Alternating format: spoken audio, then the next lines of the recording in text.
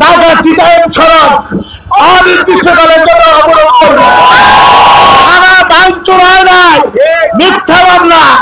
আমরা দেখেছি গতকাল আদালত অসহায়, আদালত যাবজ্জীব মামলা তাদেরকে জেলে ঢুকিয়েছে।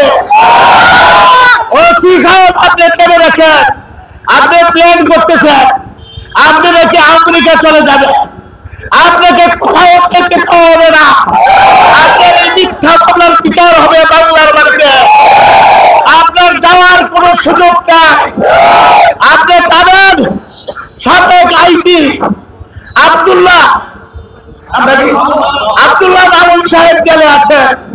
তিনি নিজে কোর্টে স্বীকারোক্তি দিয়েছেন, ইনশাআল্লাহ আপনিও স্বীকারোক্তি দিবেন।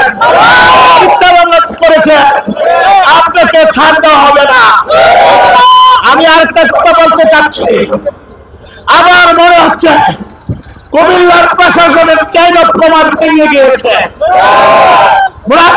ইউনুস বলতে চাই, এই আসিফ মাহমুদের ছোট ভাই ওবায়দুল্লাহ সাহেব প্রত্যেক ইউনিয়নে প্রত্যেক গ্রামকে কিসের বরাদ্দ দেয়? সে কিসের বরাদ্দ দেয়? সে কি মুরাদনগর প্রশাসনের কেউ? সে কি ইউনিয়ন? তাহলে প্রত্যেক গ্রামে মসজিদে মিটিং করে সরকারি টাকা বরাদ্দ দিচ্ছে। এটা কিসের আলামত? আমি মনে করি মুরাদনগর চেইন অফ কমান্ড নাই। ইউনুস সাহেব আপনি কিসের দায়িত্বে আছেন? আপনি দায়িত্ব থেকে অপরাধ।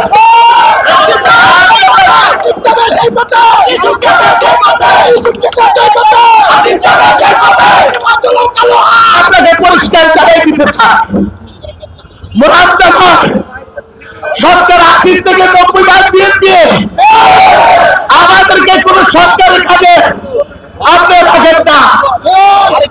আপনি স্কুলের সভাপতি কমিটিতে দিয়েছেন, আসিফ মাহমুদের পরামর্শে সরকারি টাকা সেগুলো বরাদ্দ দিচ্ছে।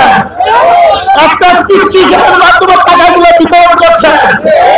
আপনি এখান থেকে ফিরে আসেন, নতুবা আপনার উপজেলা গ্রাম করা হবে, আপনাকে ছাড়তে হবে না। আমরা দায়িত্ব হচ্ছি, আমাদের 3 ওয়ালে লেগে গেছে।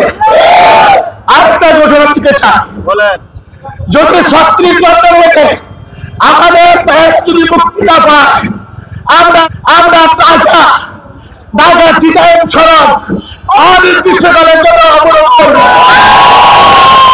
না দিয়ে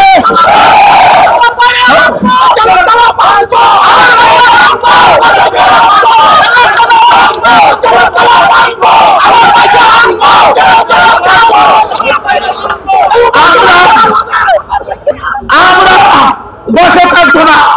এই আন্দোলন কুমিল্লা বৃহত্তর পুরো বাংলাদেশ ছড়িয়ে পড়বে। ইনশাআল্লাহ আমরা অচিরে কোন দিন কয়টা সময় ইলেকট্রন ঢাকা চিটাগাং অবরোধ করবো, আপনাদেরকে জানিয়ে দেবো।